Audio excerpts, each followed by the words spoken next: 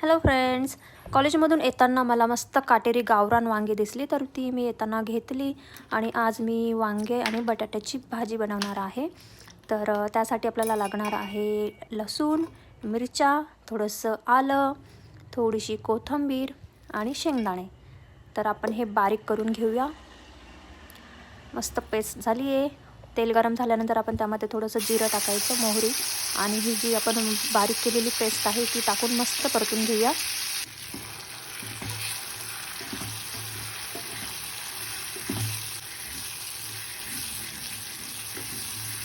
आता हे छान एकजीव करायचं. एकजीव झाल्यानंतर यात थोडीशी धनापूड आणि थोडी हळद टाकायची आणि मग वरतून कापलेले वांगे आणि बटाटे टाकून याला चांगलं एकजीव करून घ्यायचं. हे चांगलं एकजीव झाल्यानंतर याला आपण थोडी वाफ देणार आहे. तर याच्यावर एक झाकण ठेवून घ्यायचं.